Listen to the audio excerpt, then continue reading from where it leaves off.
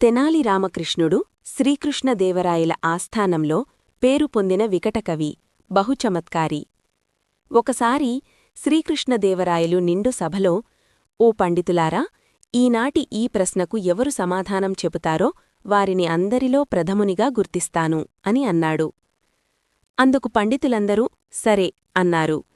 రాయలు ఇలా చెప్పాడు: మీరు ఒక 5 అక్షరాలు గల వాక్యాన్ని తయారు చెయ్యాలి. ఒక్కొక్క అక్షరం ఒక్కొక్క భాషలో ఉండాలి. ఒక అక్షరానికి ఒక భాషలో ఏమి అర్థమో, మిగిలిన 4 భాషలకు చెందిన 4 అక్షరాలకు అదే అర్థం ఉండాలి. ఈ విధంగా 5 భాషలలో నుంచి 5 అక్షరాలతో ఒక వాక్యం తయారు చెయ్యండి. ఆ వాక్యానికి మళ్లీ వేరే అర్థం ఉండాలి. దీనికి సమాధానం రేపు సభాముఖంగా నాకు చెప్పాలి అన్నాడు రాయలవారు. కవులందరిలో కలకలం బయలుదేరింది. ఇదొక విచిత్రమైన సమస్య అనుకున్నారు.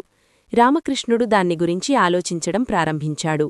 రాత్రి నిద్రపోపే ఆలోచించే అవకాశం లేదు. రాత్రి నిద్రపోకుండా ఉండే ఉపాయం ఆలోచించాడు. తన ఇంటికి వెళ్లి పశువుల పాకలో ఒక మంచం వేసుకొని పడుకున్నాడు.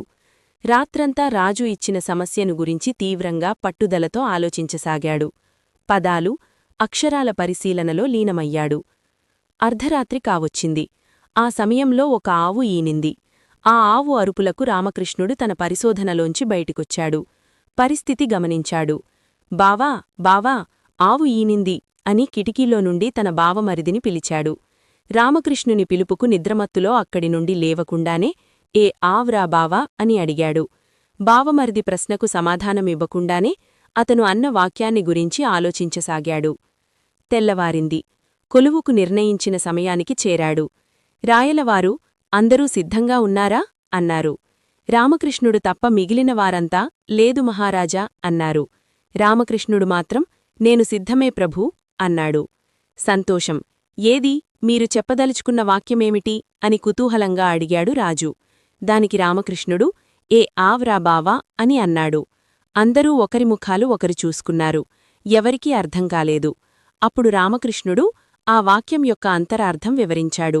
ఏ మరాఠీ భాషలో రా అని అర్థం, ఆవ్ హిందీ భాషలో రా అని అర్థం, రా తెలుగు భాషలో రా అని అర్థం, బా కన్నడ భాషలో రా అని అర్థం, వా తమిళ భాషలో రా అని అర్థం. ఈ 5 అక్షరాలు 5 భాషలకు చెందినవి. ఈ 5 అక్షరాలు కలిసి ఒక అర్థం ఏర్పడుతుంది. విడివిడిగా ఒక్కొక్క అక్షరానికి ఒకే అర్థం అని వివరించాడు. దీనితో రాయలవారికి పట్టరాని ఆనందం కలిగింది. రామకృష్ణుని సమయస్ఫూర్తికి, చాతుర్యానికి మెచ్చుకొని బహుమతులతో సత్కరించాడు. మిగిలిన వారంతా కూడా రామకృష్ణుణ్ణి మెచ్చుకున్నారు.